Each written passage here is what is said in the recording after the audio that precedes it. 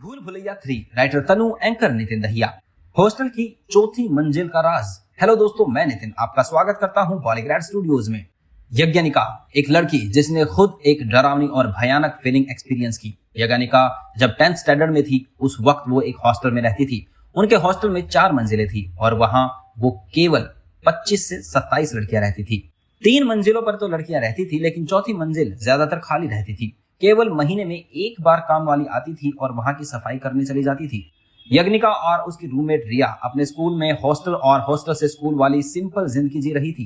लेकिन हॉस्टल की डेली की शांत जिंदगी डिस्टर्ब हुई जब हॉस्टल की उसी चौथी मंजिल से एक लड़की ने कूदकर अपनी जान दे दी।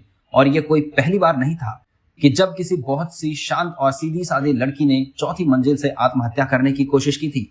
और स्कूल अथॉरिटीज ने इस बच्चे के स्टडी स्ट्रेस और अडल्टहुड बताकर एक बात को टाल दिया और बच्चे भी इसे यही समझकर वापस अपनी जिंदगी में नॉर्मल ट्रैक पर आ जाते थे। यज्ञनिका को उस वक्त सुबह लगभग 3 से 4 बजे उठने और नाश्ते के वक्त तक पढ़ाई करने की आदत थी। दूसरी ओर उसकी रूममेट रिया 2 या 3 बजे जगकर पढ़ती रहती थी और सोने से पहले यज्ञनिका को जगा देती थी। लेकिन उस रात जब रिया ने उसे सुबह उठाया तो उसका चेहरा बिल्कुल सफेद, आंखें लाल और उसका पूरा शरीर कांप रहा था, जैसे अभी अभी उसने कोई भूत देख लिया हो। उसकी ऐसी हालत देखकर यज्ञनिका ने पूछा कि क्या हुआ, किसी ने कुछ कहा क्या और क्यों इतनी डरी हुई हो। लेकिन उसने जवाब नहीं दिया, बस बड़ी बड़ी और डर से भरी आंखों से उसे देखती रही। यज्ञनिका के लिए अब ये थोड़ा क्रीपी होता जा रहा था, पर जब वो उसके किसी सवाल का जवाब नहीं देती और चुपचाप जाकर सो जाती तो यज्ञनिका भी उसे बताने के लिए पुश नहीं करती।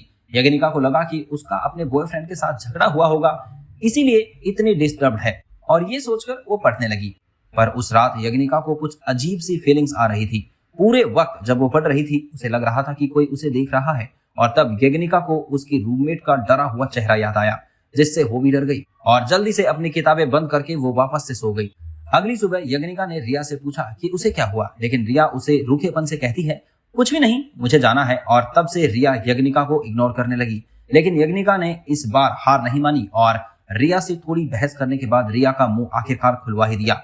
लेकिन जो रिया ने बताया ये यज्ञनिका बिल्कुल भी एक्सपेक्ट नहीं कर रही थी। रिया ने उसे बताया कि वो हमेशा की तरह लगभग 12 साढ़े 12 बजे पढ़ रही थी। इत्तेफाक से ये एग्जैक्ट वही वक्त था जब पिछली आत्महत्याएं हुई थी। रिया ने अपने लिए कॉफी बनाने का फैसला किया और जब वो कॉफी लेकर वापस कमरे में जाने लगी तो उसे ऐसे लगा कि जैसे कोई उसका पीछा कर रहा है। रिया ने मुड़कर देखा तो यज्ञनिका उसके सामने खड़ी थी। लेकिन रिया को अपने सामने खड़ी यज्ञनिका कुछ अलग लगी, क्योंकि उसने अपना चश्मा नहीं पहना था और उसके फ्लिप फ्लॉप भी पैरों में नहीं थे। यहाँ तक कि छोटा काला धागा जो यज्ञनिका की माँ ने उसके हाथ में बांधा था वो भी नहीं था।